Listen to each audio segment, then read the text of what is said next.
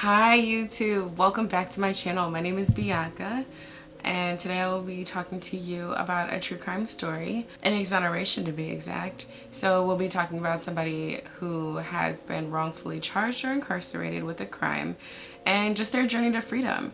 I'm also going to do my makeup for you guys. So if you like true crime, if you like stories like that, if you like happy endings and you like makeup or watching people do their makeup, then you should subscribe because that's the kind of stuff you'll find on my channel. Thank you so much for coming back. If this is your first time here, then welcome. Come on in, take your shoes off, stay a while.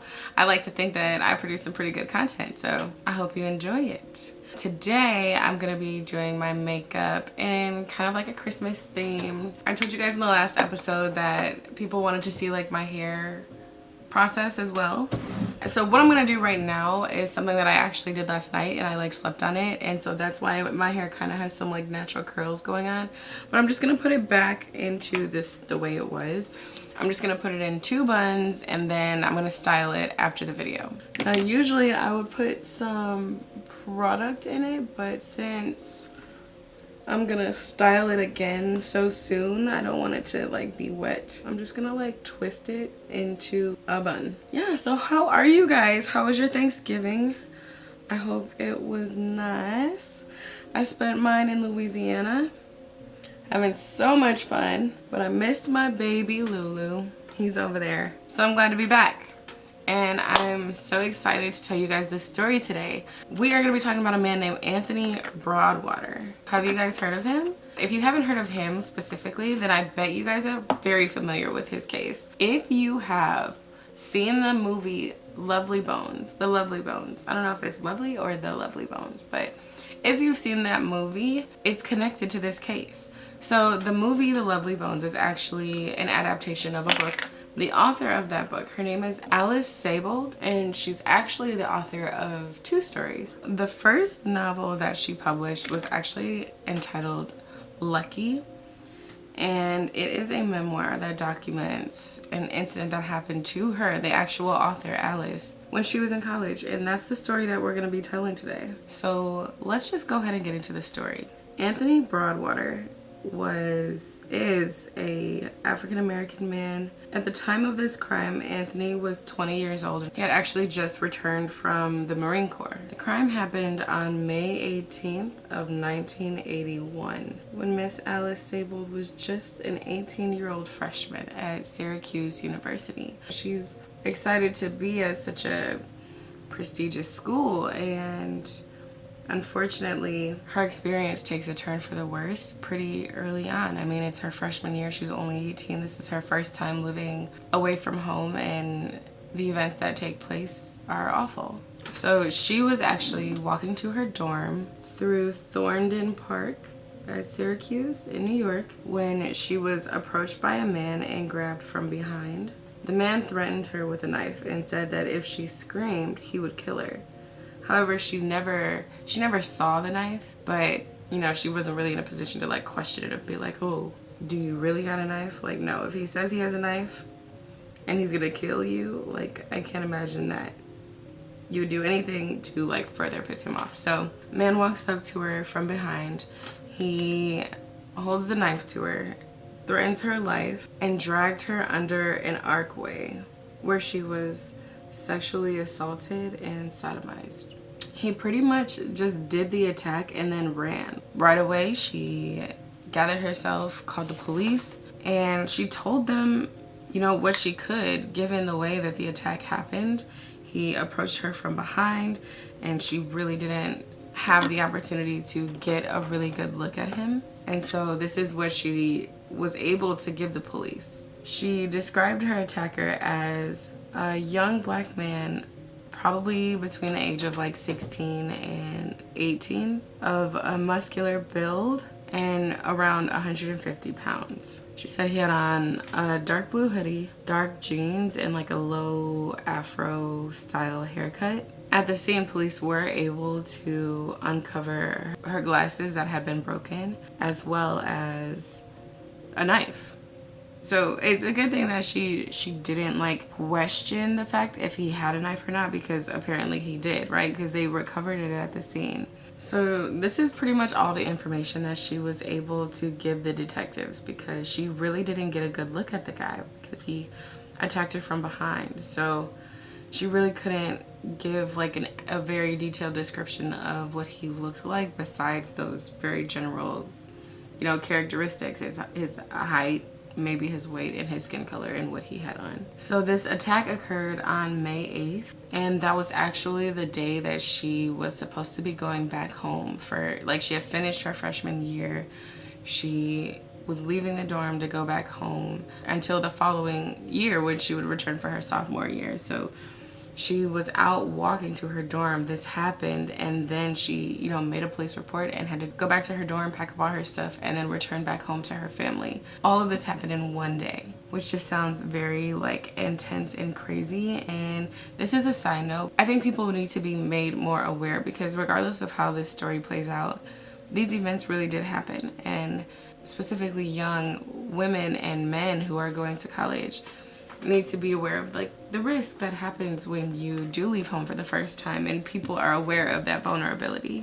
And so there is a really good documentary called The Stomping Ground, I think it's called, but I watched it a long time ago, and it talks about the development of Title IX, which is a law that's in place that mandates that schools and colleges specifically have to show and report cases of sexual assault that have been reported to them on campus. And it's such a big movement because colleges don't want that kind of information to be out there, because they want people to come to their schools and pay the money and all that stuff, but people also have the right to know about the crime and stuff like that. But it more than anything just informs people of rape culture that happens, especially in college, at schools. It really does a really great job of documenting people's experiences. So you guys should check it out. This is one of many stories that happens like this. And so after this attack happens, she packs up her things and goes back home to Pennsylvania, where she's from. A few months later, she returns to Syracuse University to begin her sophomore year. And unfortunately, the police really haven't made any progress in their investigation in their case. Not because she didn't give them information, but they really didn't have anything to go off of. And they hadn't made any arrests. They didn't really have any new information or knowledge of anything. And this news was really disappointing to her, because she felt like, here I am returning to the same campus, back at this school in this space, walking through the same park, and this man who attacked me is still very much on the loose. About 2 months into her sophomore year, she was walking through campus on October 5th of 1981. Around 6:20 p.m., she was walking on Marshall Street, which is just like one of the main streets in the campus, when she actually saw a man who she believed was her attacker. The man was actually standing there talking to a police officer on campus, and stopped his conversation with the police officer and looked at her and said, "Hey, don't I know you from somewhere?" And as you can imagine, her believing that this man is the one who attacked her, she was shook. She basically ignored him and continued on walking, and immediately like rushed to her dorm and called the police and told them that, "Hey, I reported this assault that happened a few months back.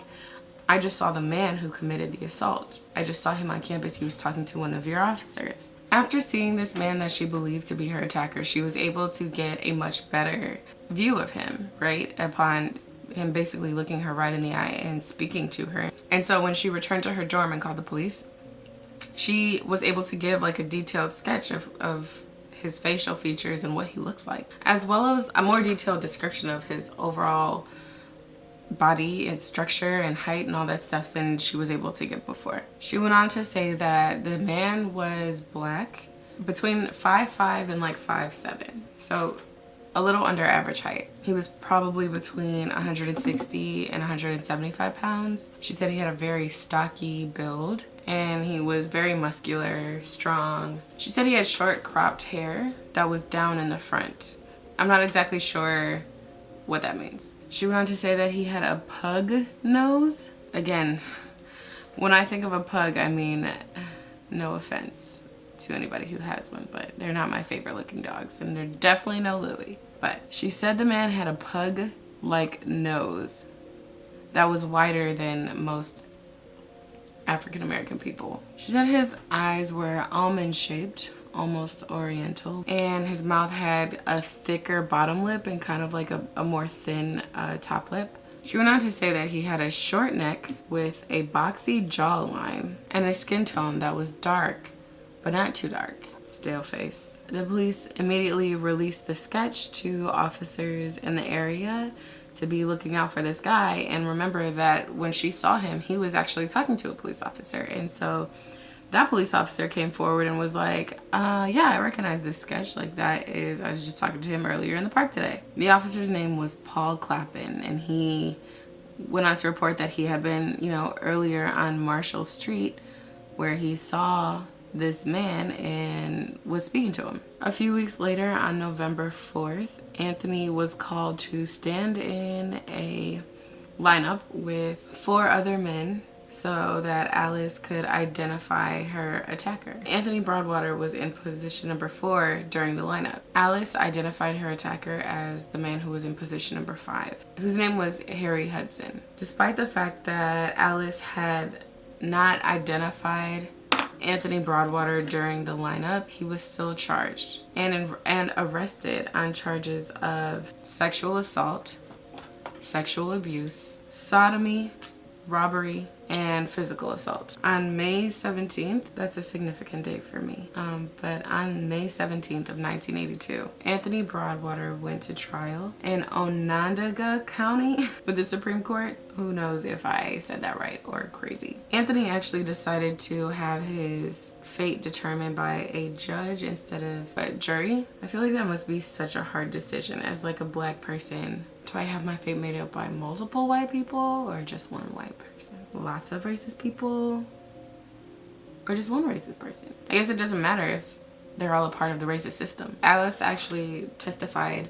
She identified Anthony Broadwater, who was the only black person in the entire courtroom, as the man who attacked her. She did admit that she didn't select him in the lineup, and she stated that it was because the person that she selected, Henry Hudson, who was in the 5th position, she said that he looked at her through the glass and it freaked her out and kind of caused some immediate fear that made her say, oh, it was him. She said she marked the box identifying Henry Hudson instead of Anthony Broadwater because he looked at her dead in the eyes. She was like, it's, you know, he looked at me, he saw me, and it's not how it is on TV. It was very scary, which is kind of like, there's a lot that goes into it, right? Because she is a victim who was assaulted, but she's looking at this lineup of all black men, and regardless of her feeling like it was this one person, just the fact that another black man looked at her, she was so scared that she said it was him. Like,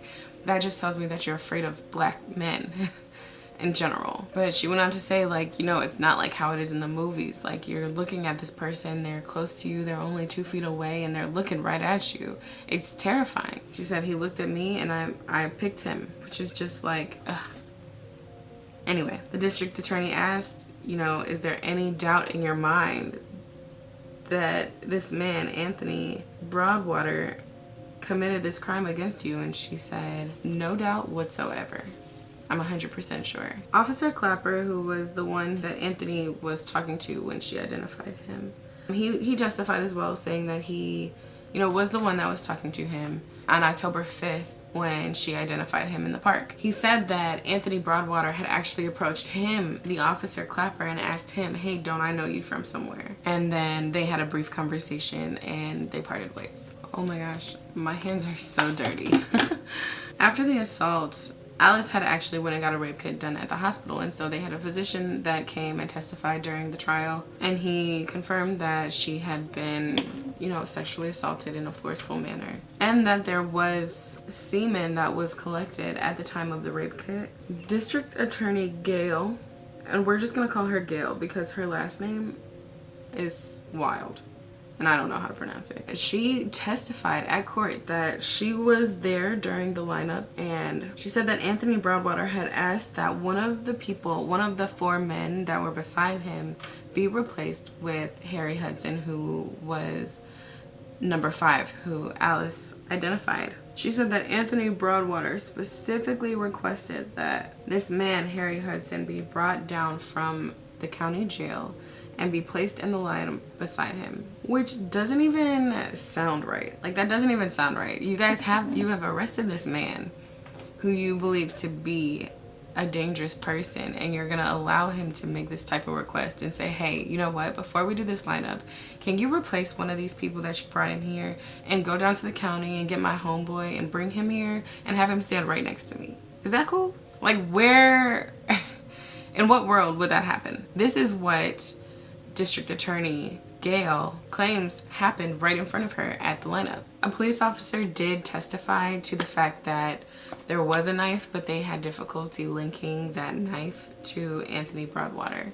There was a partial fingerprint on it, but because they couldn't connect it to the crime, because they couldn't pin it on Anthony, they never even admitted it into evidence. During her rape kit, they were also able to get a pubic hair that was left behind from the attacker. And this is going to be the most significant piece of evidence throughout the case. A police crime lab analyst testified that he evaluated the hairs and compared them to that of Broadwater. The prosecution asked during the trial, were the hairs that were found consistent or inconsistent with the hairs of Anthony Broadwater?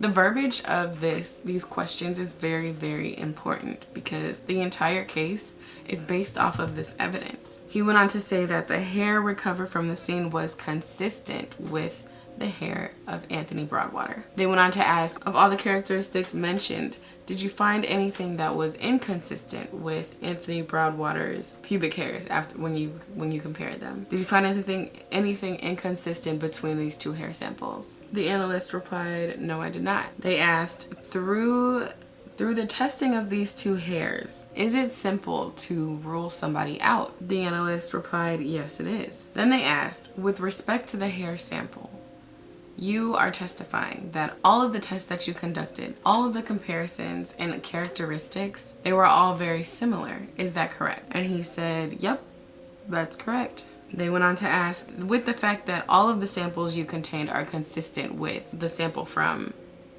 the crime, you cannot positively say with a reasonable degree of certainty that the defendant, Anthony Broadwater, is the person who left those samples behind. And he said no. So basically what happened is that the pubic hairs were left or were discovered during the rape kit, right?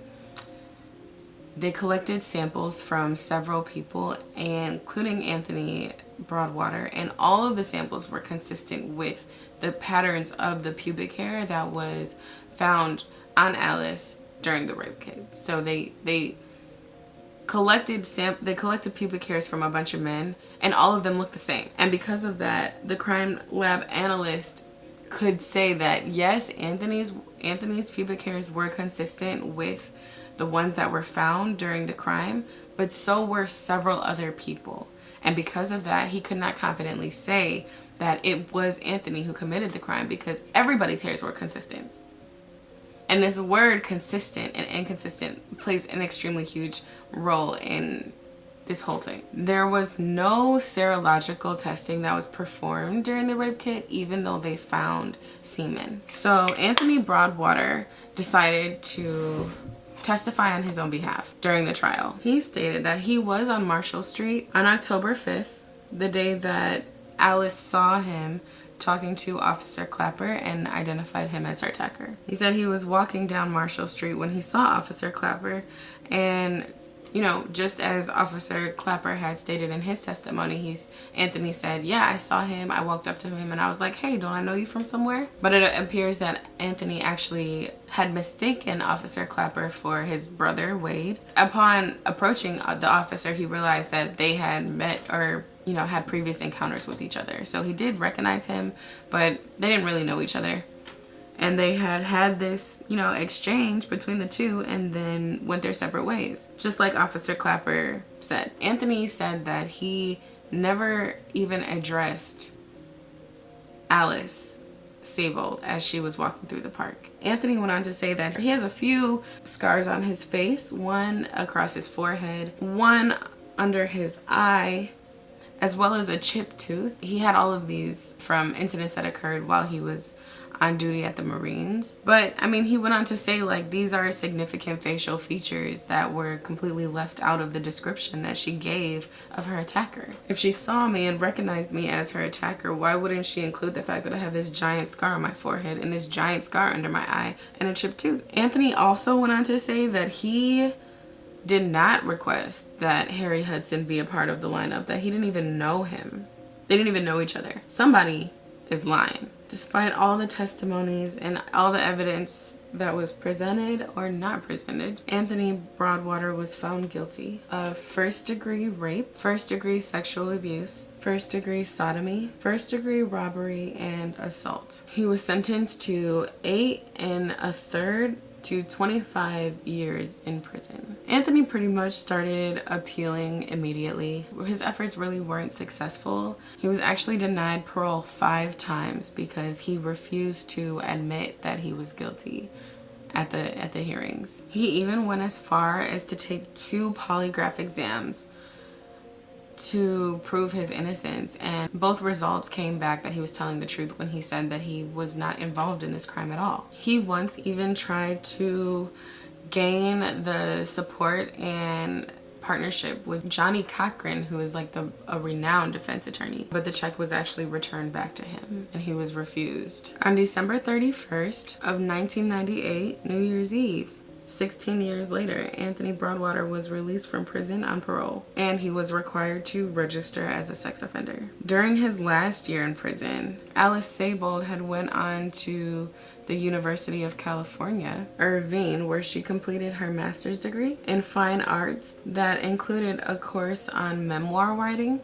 The following year, 8 months after Anthony Broadwater was released, on August 4th, 1999, Alice Sebold launched her literary career with a memoir entitled Lucky. This memoir detailed the attack and cast Anthony Broadwater as a character in the book named Gregory Madison. Following the release of that memoir, Lucky, she went on to write her next project called The Lovely Bones, that was inspired by a true case. The Lovely Bones went on to sell 5 million copies and was made into a feature film, the one that we all know and love. Alice Sebold became a very successful author from this experience, as you can imagine. In 2012, following the exoneration of several people who were wrongly convicted on the basis of hair comparison testimony, the FBI actually began an internal review of microscopic hair analysis cases,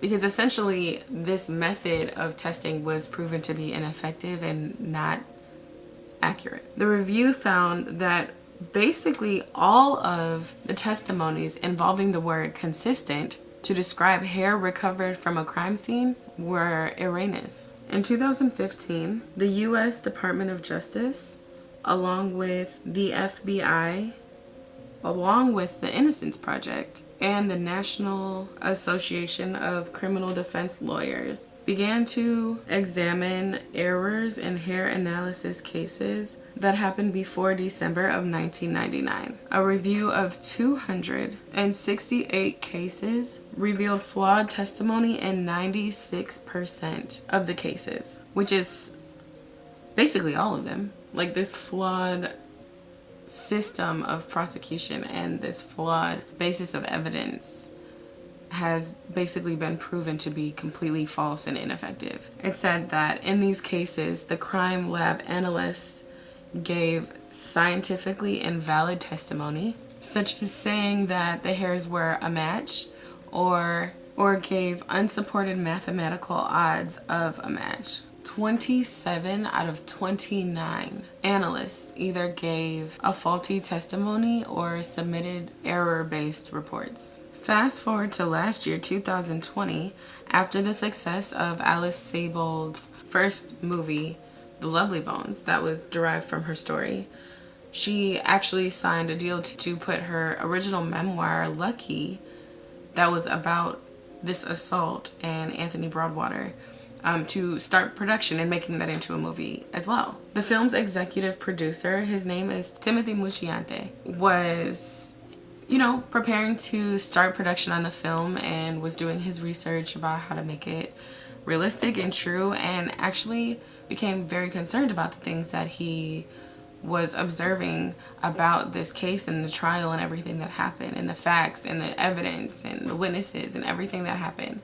He had some questions about the validity of the case, the validity of this crime, and how to portray it in a movie. Thank God that he followed his gut feeling and actually went on to hire a private investigator to look into more information about the case. That private investigator connected him to a defense attorney who connected him to another defense attorney, and they started addressing these questions that he had about these documents that he was reading. And on November 10th of 2021, just a couple weeks ago, they filed a motion seeking to vacate Anthony Broadwater's convictions. The motion cited the discrediting of the hair analysis as evidence. It also cited a portion of Alice Sable's account of the lineup. So this was her experience that she said happened during the time of the original lineup where she identified number 5 instead of number 4. She said that the men that were in positions 4 and 5 looked like identical twins. She said that she had doubts pretty much immediately after she identified number 5, Henry, as the perpetrator, and that right away she looked to the prosecutor in the room and said it was number 4, wasn't it? Number 4, who would have been Anthony Broadwater. She said that the detective couldn't tell her whether she was wrong or right, but in her mind she immediately was like, I need to rebuild this case. She said that right after the identification, Prosecutor Gale, who testified earlier, came into the room and she was pissed. She told her, well, we got the hair out of the bastard. Like, whatever they had to do, they were able to extract the pubic hairs from Anthony Broadwater. And that the prosecutor basically chastised Alice after she picked the wrong person in the lineup. She also said that Gail told her in the room, like, oh, you know, he requested that his friend from jail come and stand with him in the lineup. We had to send a car to the jail to pick him up. And they do this all the time. They know that they look similar, and they've done this in several lineups. And, you know, this is the trick that they use to get out of crimes. These are the things that the prosecutor is telling Alice after she has just identified what she feels like is the wrong person. She said that the prosecutor told her that the friend, Henry, who came to stand in the lineup, purposely looked scary and tried to make eye contact with Alice just to psych her out and scare her, while Anthony Broadwater looked shy and down at the ground and tried to portray an innocent look to confuse her. This is what the prosecutor said. The prosecutor told her, these two guys, they're running a scheme on you. They do this all the time. He looks guilty, he looks innocent, and you fell for it. However, the motion for the new trial concluded that that was completely false. Like, the things that the prosecutor was telling her was completely false.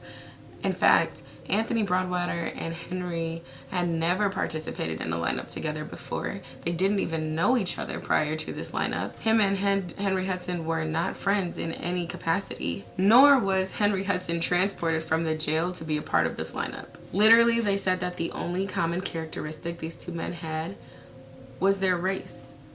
They did not look like identical twins. They didn't look like each other at all, besides the fact that they were both black. The motion also noted that since the original trial of Anthony Broadwater, significant evidence had come forward to support the fact that cross-racial identification, so basically when a person of one race identifies a person of another race, there is significantly higher rates of mistaken identity than there are for same race identifications. So basically saying that since the trial, they have found that because Alice was white and she was identifying a black man in a lineup of other black men, she was significantly more likely to misidentify him than she would if she was looking at a lineup of white men or men that were, you know, of the same race as her. The motion said that not a shred of reliable evidence actually connects Anthony Broadwater to this crime.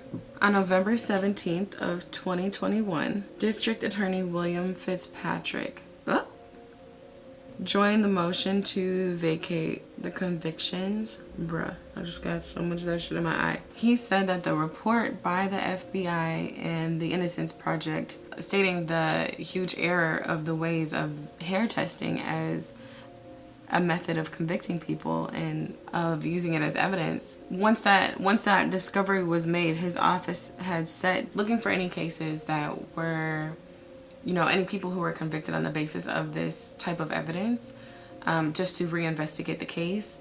And because Anthony Broadwater's case didn't specifically have the two words next to each other that said hair comparison, his case didn't come up in their search, and so they never revisited the case, even though he was one of many that were based on this faulty, you know, version of evidence. And because of it being brought to his attention, he wanted to join the movement to vacate these charges against him. On November 22nd of 2021, this is literally, all of this just happened like a week or two ago, which is like kind of exciting. Supreme Court Justice Gordon Cuffey granted the motion to vacate Anthony Broadwater's convictions. Mind you, Anthony Broadwater is now a 61-year-old man who has been living as a registered sex offender since 1999. He went to prison, served 16 years, and was associated with this crime, charged of all type of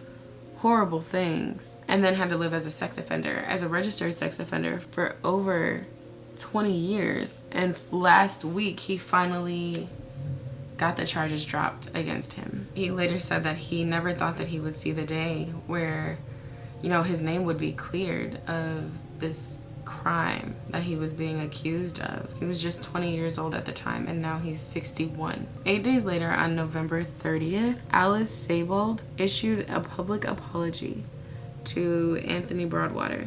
She stated that, she said, "I'm grateful that Mr. Broadwater has finally been vacated of these crimes, but the fact remains that 40 years ago he became another young black man that was brutalized by our flawed legal system." And she said, "I will forever be sorry for what was done to him." She said, "I will continue to struggle with the role that I unwillingly played within a system that sends innocent men to jail." She said, "I will also grapple with the fact that my rapist, in all likelihood, will never be known, may have gone on to rape other women, and will certainly never serve the time in prison that Mr. Broadwater did."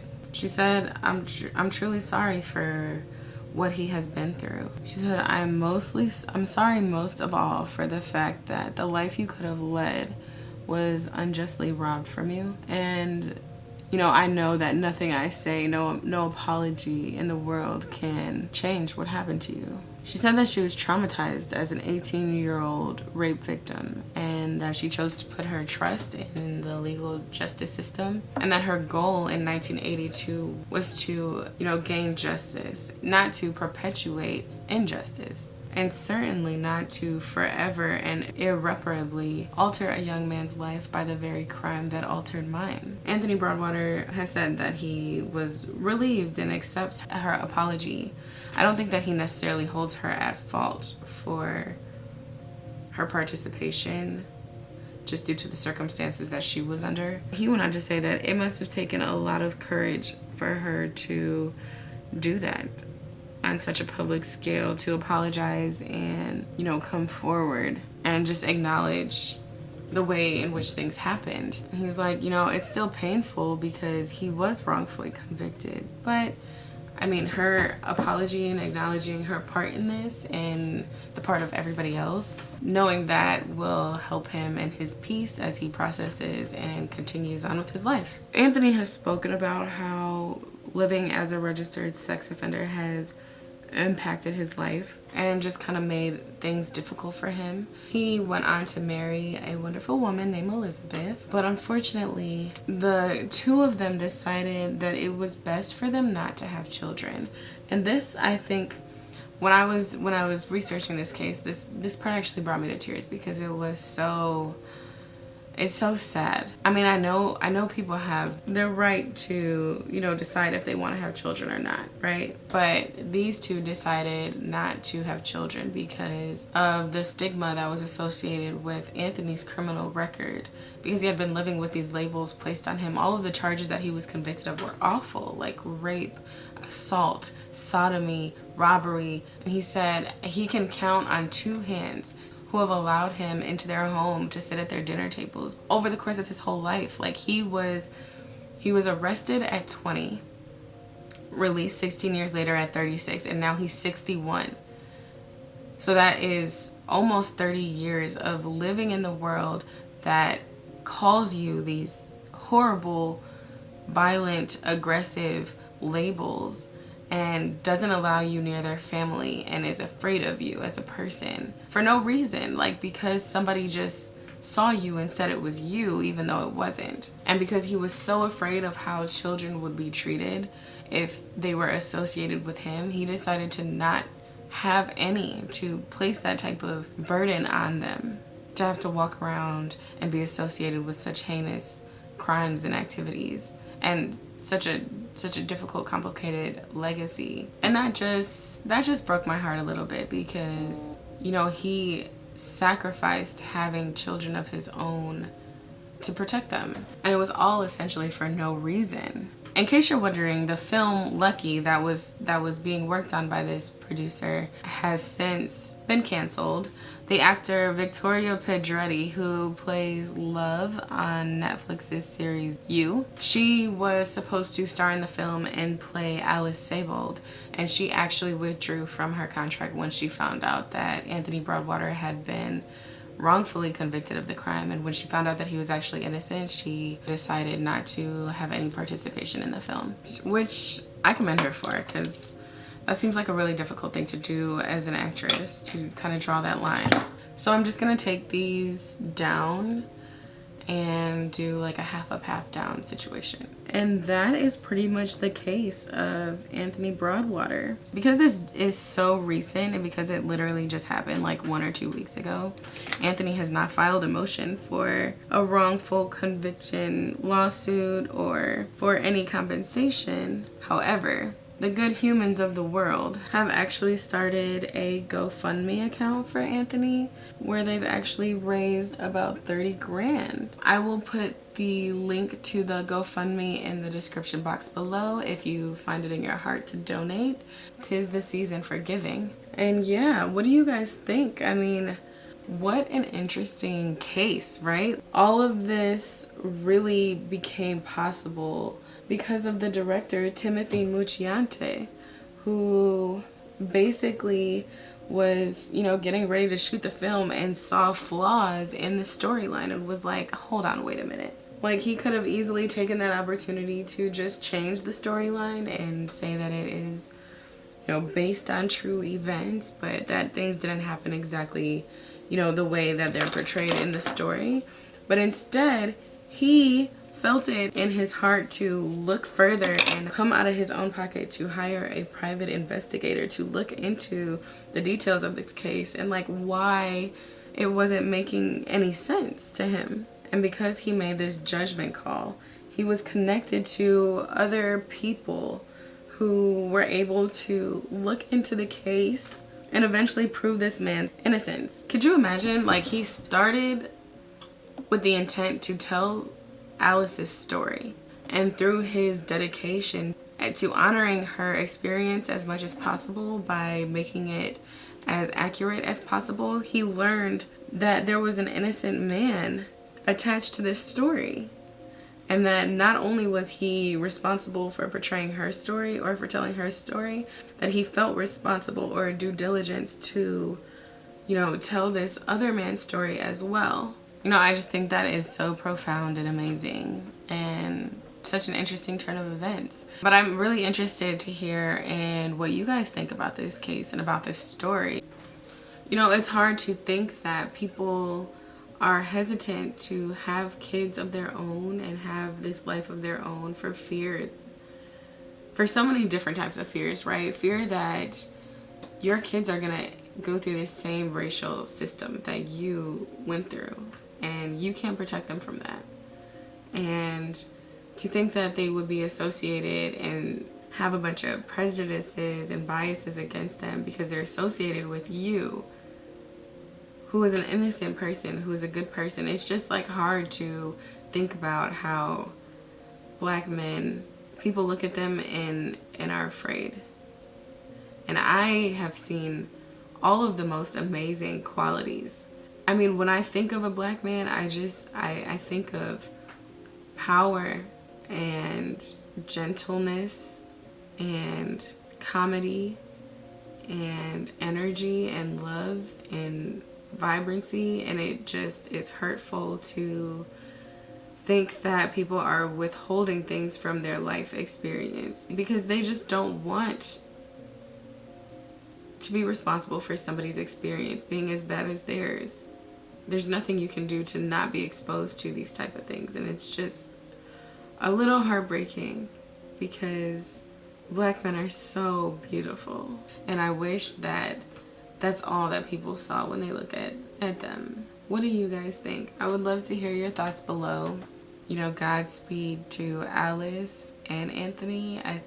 I feel for both of them, and unfortunately there are two victims in this story, but I hope that they can find peace on some level. I think it's kind of going to start over for both of, like, Alice coming to realize that this isn't the person, and you know, this isn't the person who attacked her, and not only that, the person is out there somewhere. She never got justice for what happened to her, and on top of that, now she has to be attached to this guilt of convicting the wrong person. And Anthony, you know, finally at 61, a whole lifetime later, getting to experience the peace of mind that people finally know the truth. Whew! This is my final look. How do you guys like it? I was going for kind of a Christmas themed, and I might just put on some clothes and take myself to dinner. What's up, baby? Take me out to dinner. I might do that. I might take myself out for a little drink and take the edge off because this case was awful. Christmas is this weekend on Saturday, and I just want to wish you guys a very Merry Christmas. Kwanzaa starts on the 26th, so happy Kwanzaa if that's what you celebrate. Happy Hanukkah. I hope that you guys are having a season filled with love, or at the very least laughter, peace, tranquility. Thank you guys for hanging out with me. I hope you enjoyed this story and this content. Please, if you do, like, share, comment, subscribe, tell a friend to tell a friend to tell a friend if you know that this is the kind of stuff they're interested in.